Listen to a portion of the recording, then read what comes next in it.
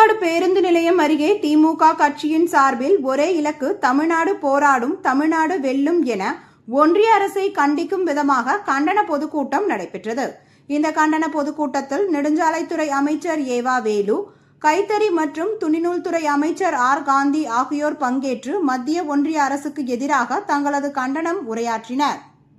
ஒரே இலக்கு. நன்றி, வணக்கம்.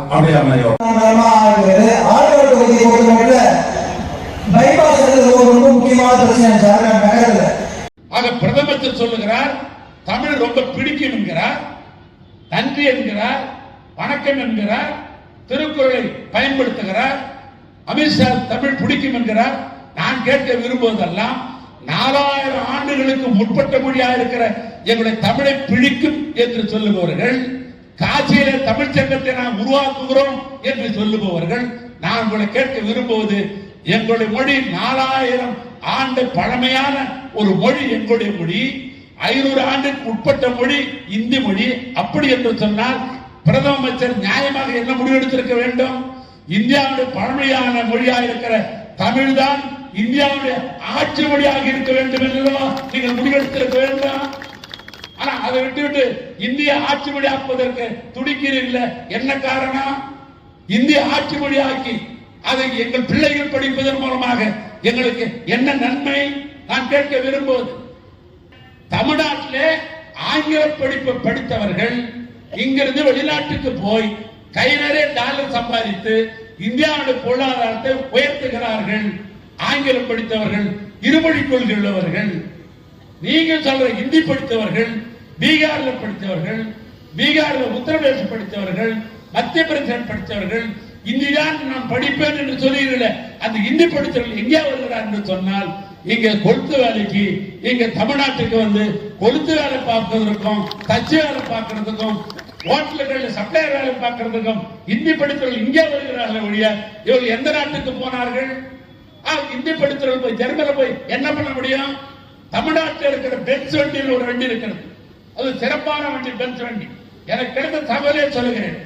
எங்களுடைய கல்லூரியில் படித்த பல மெக்கானிக்கல், ஆட்டோமொபைல் படித்த மாணவர்கள் ஆங்கிலத்தில் படித்த காரணத்தினால் ஜெர்மனியில இன்றைக்கு வெத்து தொழிற்சாலை பணியாற்றி கொண்டிருக்கிறார் என்று சொன்னால், இந்தி படிச்ச எங்க போவோம்?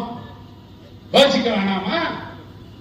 இந்தி படிங்கள், இந்தி படியுங்கள், 3வது பாடமாக இந்தி ஏற்றுக்கொள்ளுங்கள் என்று கேட்கிறீர்களே, என்ன நியாயம்?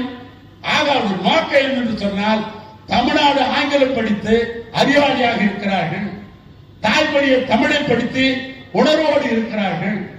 எனவே இந்தியை கொண்டாந்து இங்கு திணிச்சு நம் வீட்டினுடைய பிள்ளைகளுடைய அறிவையெல்லாம் மட்க வைப்பதற்காகவும் மயக்க வைப்பதற்காகவும் ஒரு முயற்சி நடைபெறுகிறது ஒழிய நாம் உருப்படியாவதற்காக இந்தியை படிக்க சொல்லவில்லை.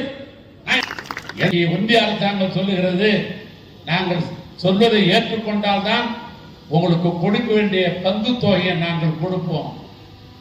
கல்விக்காக கொடுக்க வேண்டிய பங்கு தொகை 2152 கோடி ரூபாயை நாங்கள் சொல்வதை ஏற்றுக்கொண்டால் என்ன? மும்மொழி கொள்கையை நீ ஏற்றுக்கொள்ள வேண்டும். ஒன்று இந்தியை ஏற்றுக்கொள்ளுங்கள், இல்லை சமஸ்கிருதத்தை ஏற்றுக்கொள்ளுங்கள். நீ ஏற்றுக்கொண்டால் தான் இந்த பணத்தை விடுவிப்பேன் என்கிறார் தமிழ்நாட்டு இரும மந்திரி மு க ஸ்டாலின் சொல்லுகிறார். நீ 10,000 ரூபாய் நீ கொடுக்கிற 10,000 கோடி கொடுப்பதாக இருந்தாலும் எந்த காலத்தில் தாய்மொழி தமிழர் நான் விட்டுக் கொடுக்க தயாராக என்று சூழலிக்கிறார்கள். இந்த ரஷ்யாவுடைய ஜோசப் ஸ்டாலின் மொழிக்காக போராடினாரோ, அந்த மொழியை காப்பாற்றுவதற்காக அந்த ஜோசப் ஸ்டாலின் எந்த போராடினானோ அந்த இரும மனிதன், அதே தமிழ்நாட்டுடைய இரும மனிதனாக இருக்கிற அருமையண்ணன் மு க ஸ்டாலின் இந்த மொழிக்காக தன்னையும் இன்றைக்கு தயாராக இருக்கிறார்.